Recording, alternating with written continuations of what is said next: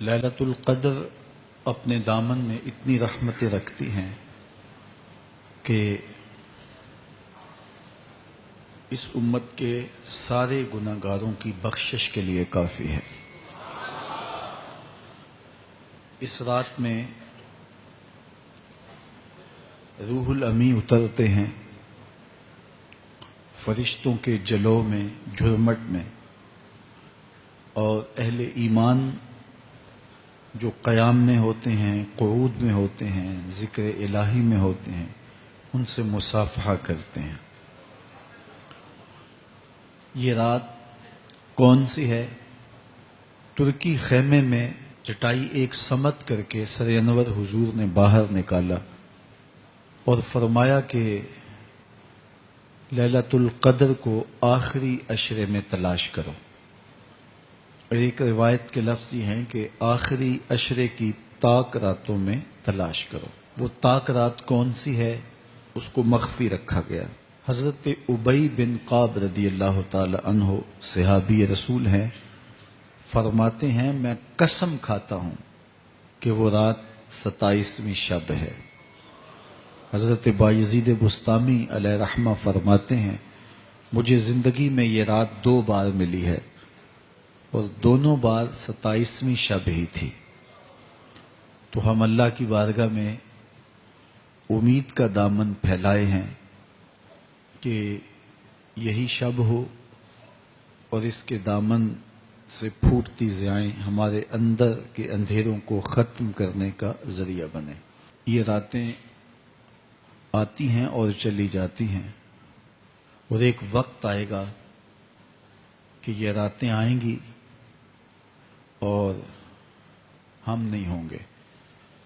کتنے لوگ ایسے ہیں جو پچھلے سال تھے لیکن آج نہیں ہیں، ان سے گزشتہ سالوں میں تھے آج نہیں ہیں۔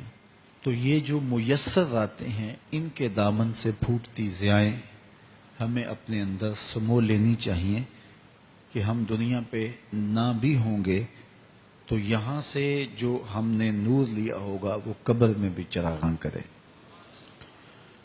باطن کی روشنی، اندر کے اجالے اور روح کا چراغاں اس رات کے دامن سے لیا جا سکتا ہے۔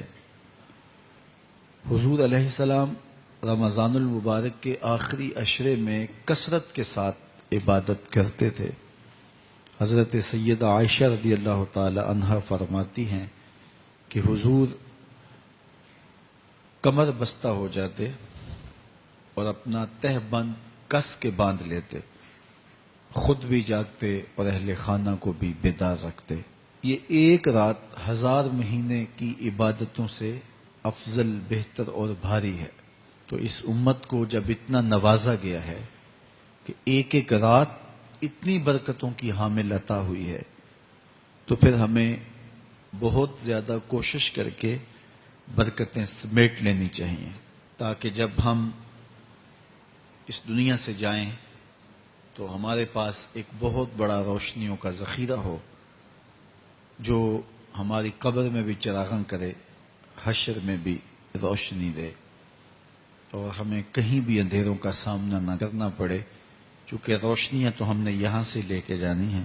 تو میں اللہ کی بارگاہ میں آپ سب کے لیے دعا گو ہوں، آپ میرے لیے دعا گو رہیں کہ اس شب نور کی برکتیں ہمیں نصیب ہوں۔ حضور نے ارشاد فرمایا جس نے لیلۃ القدر میں قیام کیا ایمان اور محاسبہ نفس کے ساتھ، اللہ اس کے پچھلے سارے گناہ معاف فرما دیتا ہے۔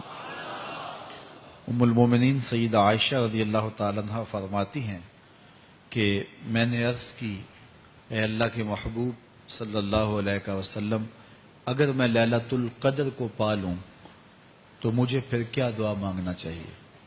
تو حضور نے ارشاد فرمایا اگر تم لیلۃ القدر پا لو تو یہ دعا مانگو اللہم انک عفو تحب العفو فاعف عنی، اے اللہ تو معاف کرنے والا ہے، معاف کرنے کو پسند کرتا ہے، میرے معاملات سے درگزر فرما۔